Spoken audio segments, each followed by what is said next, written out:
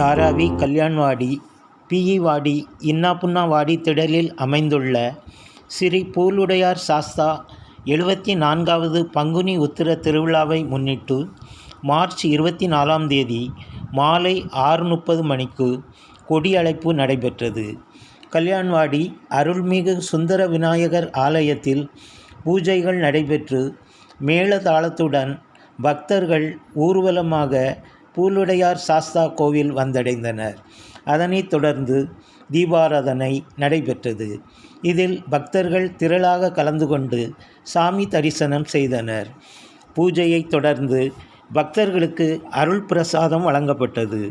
திருவிழாவை முன்னிட்டு கோவில் வளாகம் மின் விளக்குகளால் சிறப்பாக அலங்கரிக்கப்பட்டிருந்தது. நாளை பகல் 1 மணிக்கு ஏழை பெண்களுக்கு நலத்திட்ட உதவிகள் மற்றும் அன்னதானம் நடைபெறும்.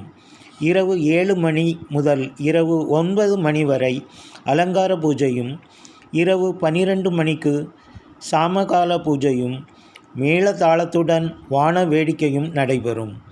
உத்திர திருவிழாவில் வரிகாரர்கள், பக்தர்கள், பொதுமக்கள் கலந்து கொண்டு ஸ்ரீ பூலுடையார் சாஸ்தாவின் பேரருள் பெற்று செல்லுமாறு திருவிழா கமிட்டியினர் அழைப்பு விடுத்துள்ளனர்.